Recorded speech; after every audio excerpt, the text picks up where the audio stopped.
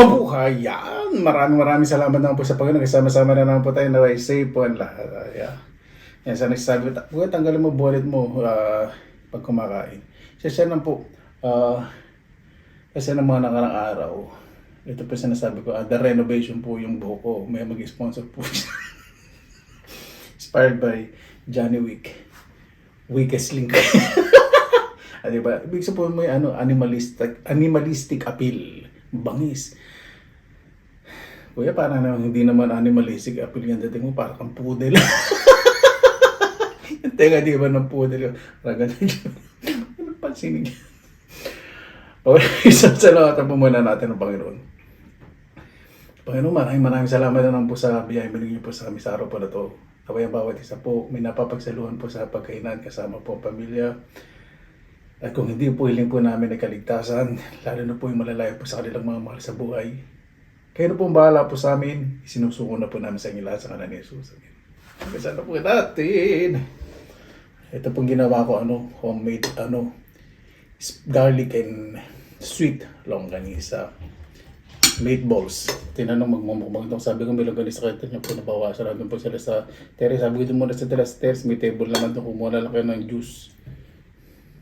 Tapos, nagluto rin po ko ng gulay. Hindi na po sila. Hindi po kasi sila marunong magluto. Mga rich friends ko po. Lapit na Pasko. Diba?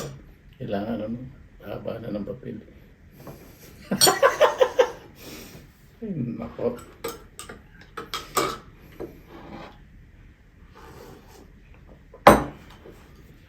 Kuya, pagupit mo na yung bunot mo.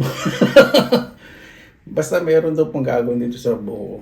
Ayoko. Pag daw pong gugupitin kasi pinakita po sa akin itsura ko. Ginamitan ng AI yung mukha ko tapos yung buhok. Ako, mukha akong Latino dun sa bagong style. Side na. Muy bien, comida. Con longganisa. Practice bago magmukhang Latino.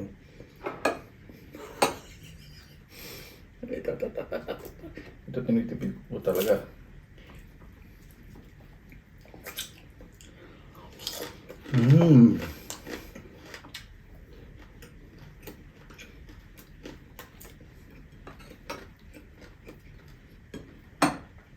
Bisugo. Dahil na bisugo. Bulad na bisugo.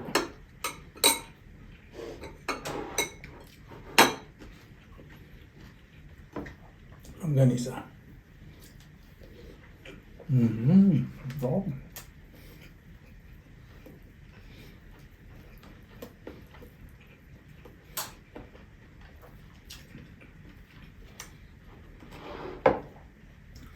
Sweet garlic.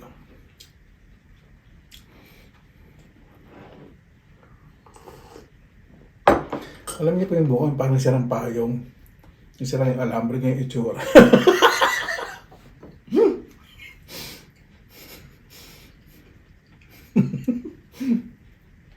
Tayo sa liempo chips, hindi po ito bacon liempo chips.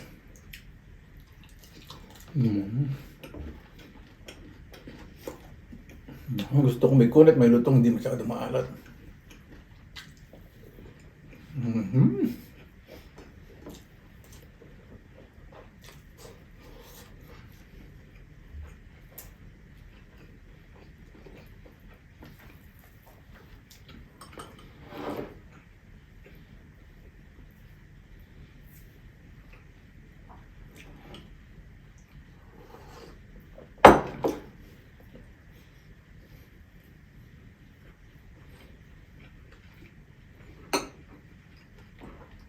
Kuya, bakit ka nagpahaba ng buhok? Hindi naman sa'yo bagay. Nasisira tuloy yung kagwapuhan mo. Pag ano mga kumit, ba? Una, parang walang yaing. Pero sa bandang huli, di ba? Bawing-bawing. Ayaw po muna yan. Wait nyo lang po. Please stand by. Parang TV lang. Jesus me.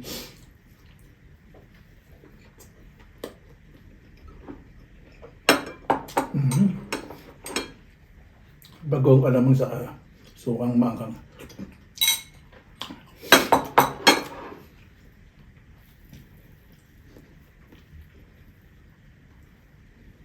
Sarin niyo po, makatok sa akin. Hindi naman namin dahil lang po. Take juice from the fridge. Hindi lang. Ayun naman yung rep eh.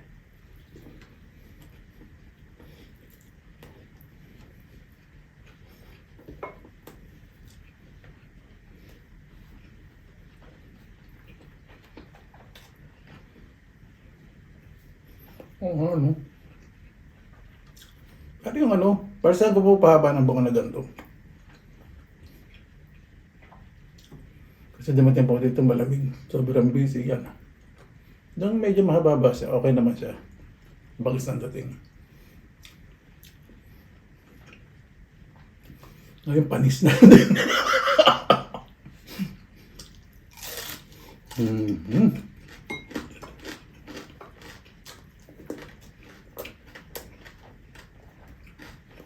Hop.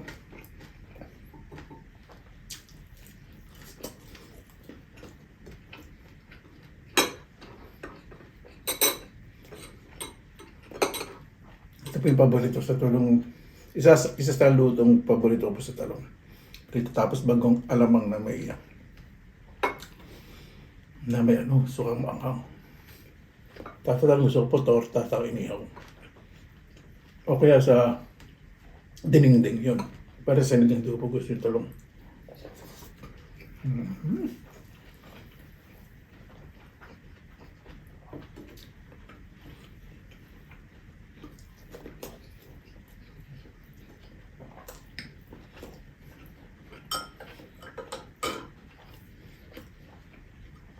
Panagluto po sila ng chapsuy tapos kalahati po nito. Bili ko sila tapos kumuha pa rito. Parang kulang daw. Mami ba? Papabaan ko na lang sa kanila.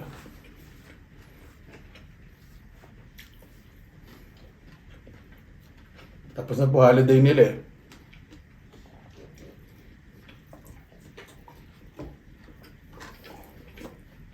Oh.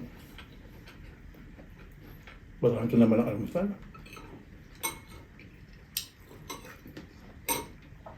Dito po hapon, gusto ko lang po kumain talaga ng almusal.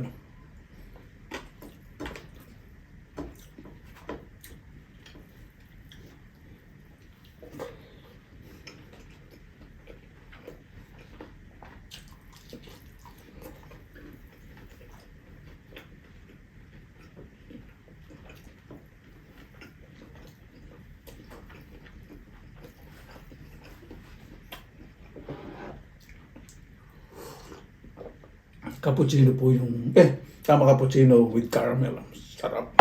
Hindi po siya masyado matamis.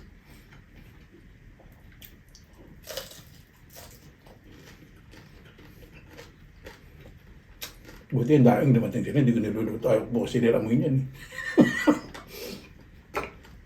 Malamig na.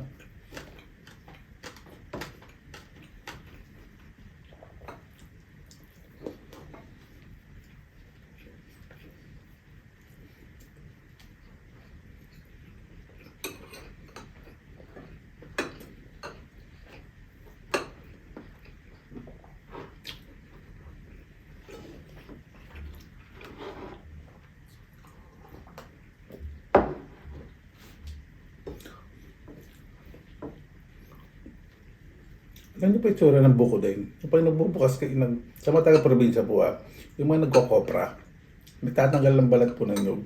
Ito po yung tsura. Pag natanggal yung balat.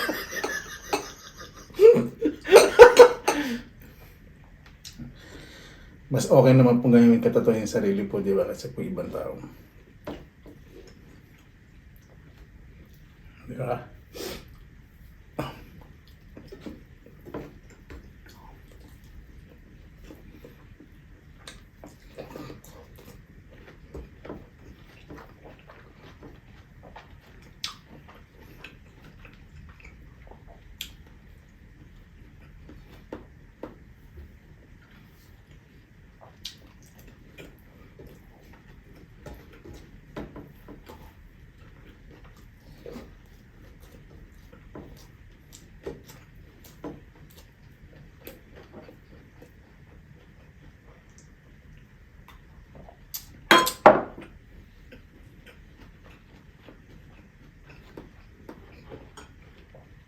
Magluluto po dapat tong hotdog.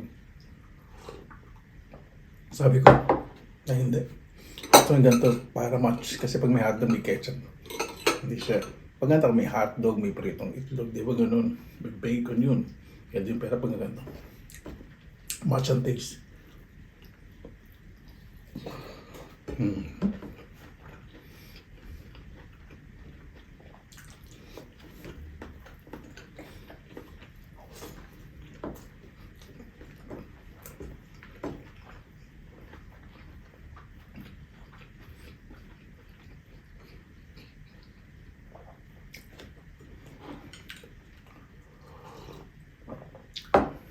Ayan, baka sasabihin niya na, sige na kuya, nagbibigyan ka na na, sunod mag-bonnet ka na lang. Di ba? Hindi naman po porket naka-bonnet o may takip po yung ulo, hindi na po nire-respeto yung pagkain. Hindi po ganun yun. Di ba? May mga kapatid din po tayo na ibang relihiyon. Nakatayo po yung mukpo nila habang nagmumukbang o respeto po tayo. Respeto lang po kailangan po natin. Hindi po doon nagre-reflect po pag-respeto po sa pagkain.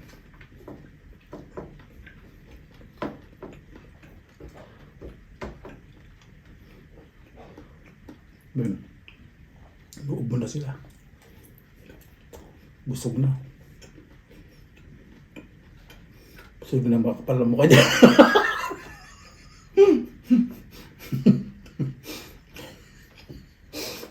Ayun na. Hindi ko tatapan to. Wala namang galim. Ito mamaya. Tingin ko na sa mata. Gusto ko kumain. Gano'n nandun sila eh. Pag gantong namamadali ako. Kailangan entertain ko pa sila. Sabi ako ng Pilipinas, siyempre, may mga pasalubong yun.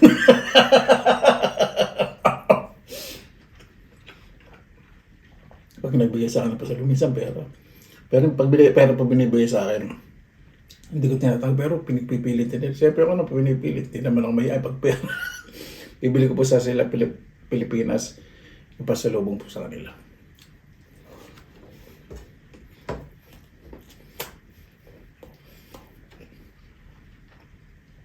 Yung ano naman, nabigay silang 100 euro, bibili ko po yun.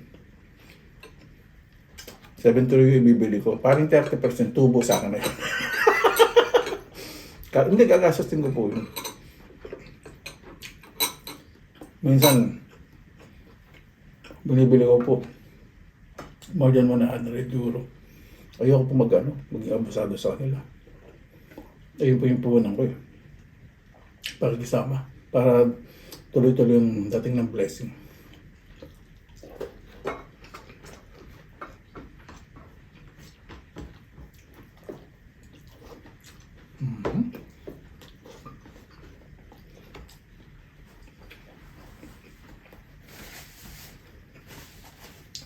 Ito po isa sa pinakamasarap na almusal na combination na kinain ko po. Sabi kong Pinoy na Pinoy. Masarap din, mahinog na mangga. Pilipinas, panuhan na mangga, pahinog na rin yung mga ibang mangga. Lalo na sa mga probinsya.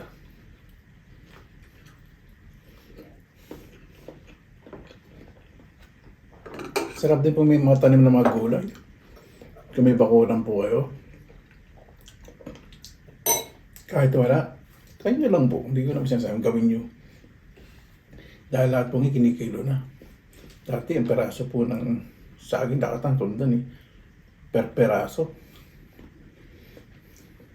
Yung per kilo, ang per peraso na ng presyo, yung sama. Pero sa iba po talaga per kilo na rin. Tumpukan, wala na. Tumpukan ng chismosa yung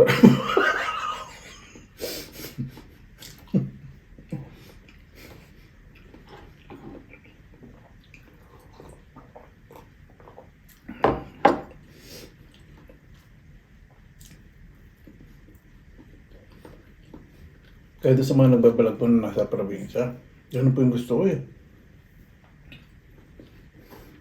Ingit po ako. Ang simpleng buhay, ganun po gusto ko. At kung nakikita niyo po dito, yung buhay ko pong kala niyo marangya. hindi po masaya sa ganito. Totoo po, sorry po ah. Hindi ko po sinasabi na hindi ko pinagpapasalamat sa Panginoon. Ibig sabihin sobrang nagpapasalamat po sa Panginoon na binigay po sa akin sobra-sobra. Ibig sabihin yung saya. Ibig sabihin po, pasensya na po sa sinabi hindi ako masaya sa ganito. Sorry. Ibig sabihin, hindi ako masaya ganito na malayo po sa mga mahal sa buhay. Yun po, ibig sabihin ko. Na meron ka naranasan mo lahat, tatang gusto mong bilhin, kainin, suot. Parang dali ng buhay po dito sa Finland. Sa Pilipinas, masarap. So, sobrang babavalue nyo yung simpleng bagay kasi pinaghirapan ng isa.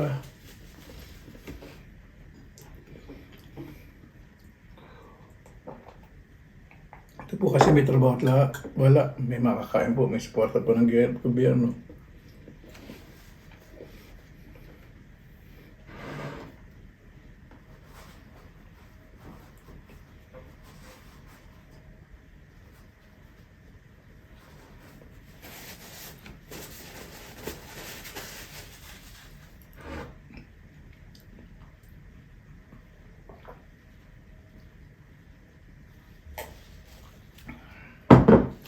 Sarap. Paano po mga kabayan, bago tayo tapos pasalamatan po muna natin ng Panginoon. Panginoon, maraming salamat na po sa biyaya po sa amin sa araw po na to.